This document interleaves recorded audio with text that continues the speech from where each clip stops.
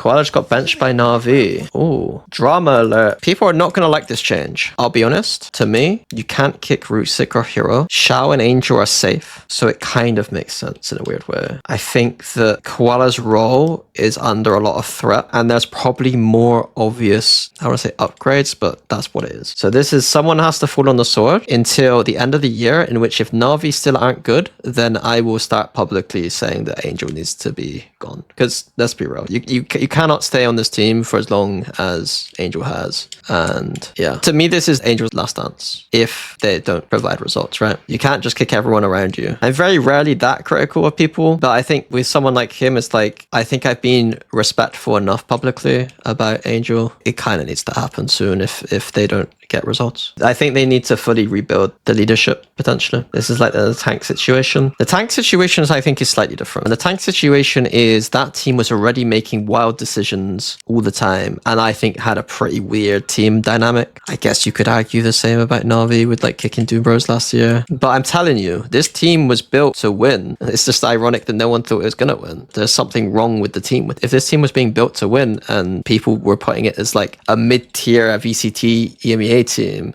then something's gone wrong.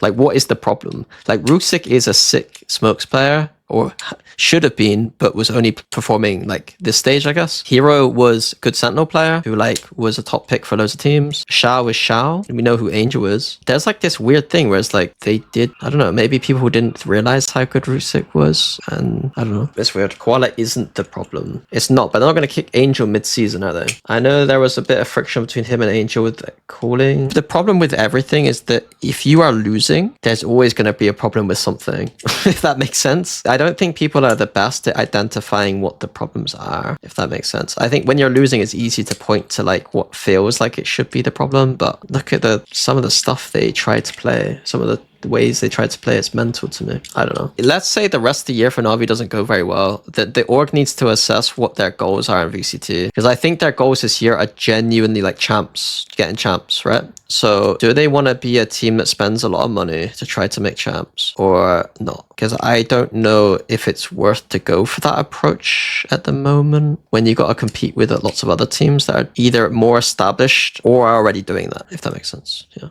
I don't know. Either way, I agree with Hazard. I think it needs to be reset if they don't perform. If they don't get to champs, they need to reassess and probably start from the ground up again. I think Angel would still be VCT worthy. It's just that I want to see him do it with like slightly less resources if this doesn't work out. To be honest with you, I'd like to see them just play some standard Valorant as well.